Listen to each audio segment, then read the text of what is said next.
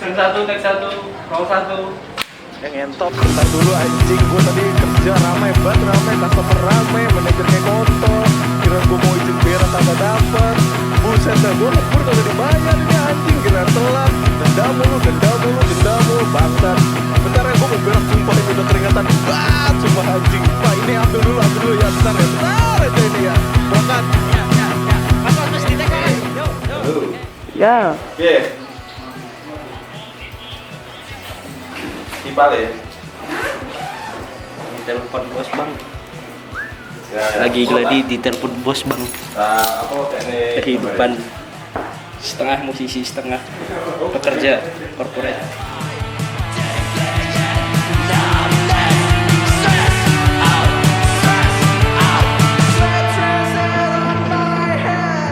Kenapa stress out?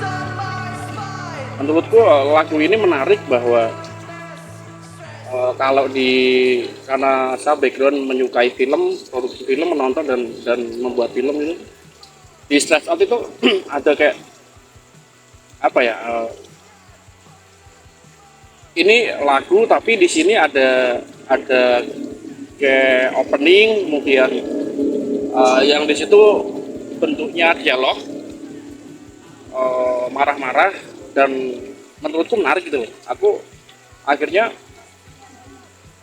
kepantik ketika band-band dulu era 2000-an awal kali ya, ada beberapa band yang menggabungkan antara apa ya,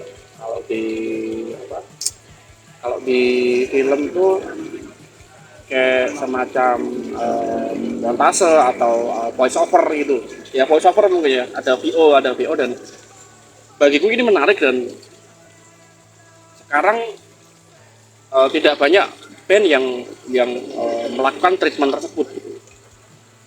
Dan selain ini ya, selain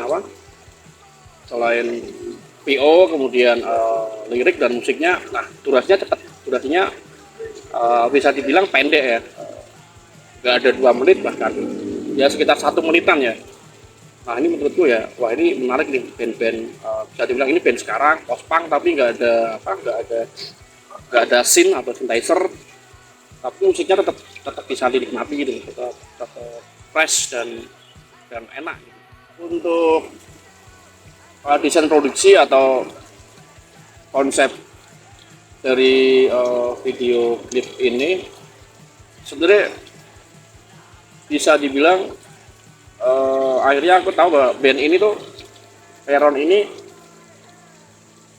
identik mereka adalah kelas pekerja, dan di Stress Out sendiri pun voice overnya mengatakan bahwa dia terhimpit dengan tekanan kerjaan sampai akhirnya marah-marah.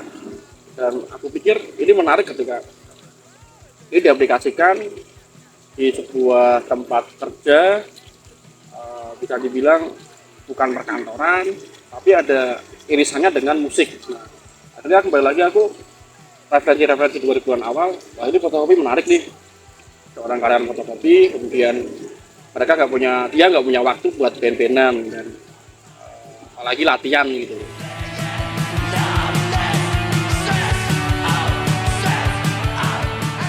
Kenapa memilih Singapura untuk perform ya? Sebenarnya dapur ini saya analogikan sebagai dapur rekaman ya, Jadi si band Peron ini melakukan live record mandiri di sebuah dapur kontrakan gitu.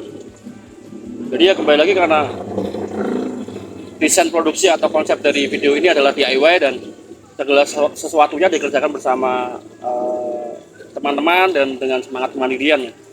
Jadi aku pikir wah ini menarik nih, bahwa rekaman tidak melulu dilakukan di studio yang proper gitu ya. Di dapur pun juga bisa, dan ketika dapur rekaman gitu, kenapa ada kalimat dapur rekaman, ya udah saya menggunakan benar-benar real bahwa itu dapur, tempat untuk memasak makanan atau masak minuman. Itu sih. Dan artistik tentang sandang pangan pospang, kembali lagi itu semiotik bahwa di era sekarang yang seharusnya sandang pangan papan ya, sekarang itu bisa dibilang untuk membeli properti atau rumah itu benar-benar mahal banget. Ada apa ya, ada politik atau ada bisa dibilang properti-properti yang tidak dihuni atau tidak ditempati, ya sebenarnya itu sudah dimiliki oleh orang-orang yang sedang memiliki rumah gitu. Generasi sekarang bisa dibilang, apalagi di era di masyarakat urban ya, kesusahan untuk membeli hunian sih. Jadi makanya yang harusnya sandang pangan papan menjadi sandang pangan pospang gitu.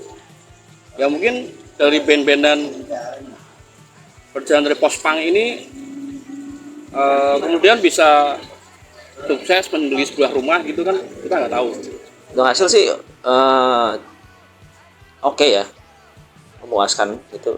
Maksudnya kami juga dari Peron merasa cukup cukup apa ya kata-katanya apa ya, pokoknya kami ya oke aja gitu. Maksudnya kan dengan yang ada yang kami punya gitu, dan bisa bikin MV yang sesederhana itu, dan bukan sederhana dengan kata merendahkan gitu ya, emang maksudnya benar-benar sederhana gitu, dan kami bisa buat gitu dengan sederhana itu dan mampu merepresentasikan ya bagus sih gitu ya. Ada produk dari kami gitu, dan dari campur tangan teman-teman juga gitu, bantuan teman-teman juga, kami menghasilkan produk gitu.